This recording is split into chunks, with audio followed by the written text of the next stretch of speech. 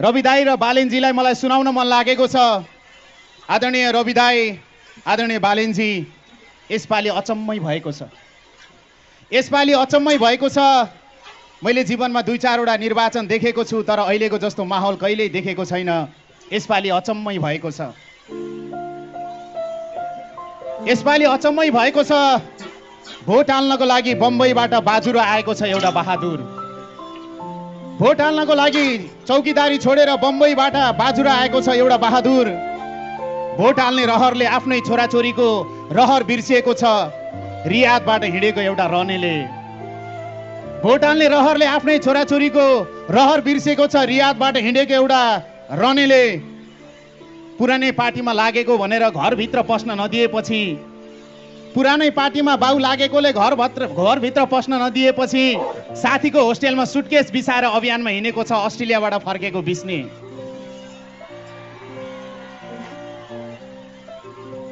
गएको ऋण पनि राम्रोसँग तिरिएको छैन। गएको ऋण पनि राम्रोसँग तिरिएको छैन। तर गएको 6 महिनामै छुट्टी आएको छ जापानबाट रतन भाइ। जीवनमा पहिलो पटक आफ्नो सेकलाई 10 दिनको छुट्टी मागेकी छिन् चुनमाया दिदीले र मनमनै सोचेकी छिन् अब मेरो छोरीले कुवेतमा कुचो लाउन नपरोस्। कुवेतबाट आउँदैछिन् चुनमाया दिदी भोट हाल्नको लागि। यसरी बम्बईबाट, यसरी कुवेतबाट, यसरी साउदीबाट, यसरी जापानबाट, यसरी अस्ट्रेलियाबाट फर्किनेहरूले बरु परिवारको लागि मिठाई किन्न बिर्सेका होलान्, तर आफ्नो सुटकेसमा रवि र बालेनको फोटो टाँस्न बिर्सेका छैनन्। र त्यो सुटकेसमा लेखिएको छ भोट फर चेन्ज। यसपालि अचम्मै भएको छ। मैले जीवनमा 2-4 वटा निर्वाचन देखेको छु, तर यस्तो माहौल यस अगाडि कहिल्यै देखेको छैन। आदरणीय रवि दाई, बालेनजी, तपाईँहरू बाटोमा हिँड्दै गर्दा परबाट एउटा बुढी आमाले लौरो टेकेर मन्टो तन्काई तपाईँलाई हेरिरहेकी छिन् र मनमा नै सोचिरहेकी छिन् अब यिनीहरू आए भने मेरो दमको दबाई पनि सस्तैमा मेरो नजिकैको हस्पिटलमा आउनेछ। एउटै बुढी आमाले सपना देखेकी छिन्। तपाईँहरू बाटोमा हात हल्लाउँदै हिँड्दै गर्दाखेरि परबाट एउटा बाजेले आफ्नो नातिलाई काँधमा राखेर कुर्कुच्चा उचाली देखाइरहेका छन्। हेर नाति, तिनीहरू सरकारमा आए भने तेरो लागि कापी कलम आउनेछ, तेरो लागि ड्रेस आउनेछ, तैँले धेरै पढ्ने छन्, यो देश छोडेर जाने छैनस्। एउटा बुढो बाजेले आफ्नो नातिलाई तपाईँहरू बाटोमा हिँड्दै गरेको देखाइरहेका छन्। यसपालि अचम्मै भएको छ। हामी आउँदैछौँ भनेर जब तपाईँहरू आउनुभयो, मेरो भाइले पासपोर्टको फर्म क्यान्सिल गरेको छ। यसपालि अचम्मै भएको छ।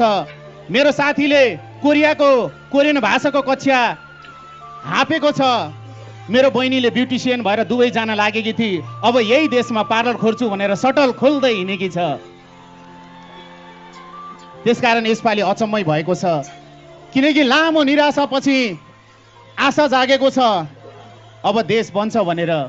किनकि कुनै स्टेजमा आफ्नो आमालाई साँची राखेर रवि दाईले भन्नुभएको छ बालेनले देश बनाउँछ, अब आशा जागेको छ।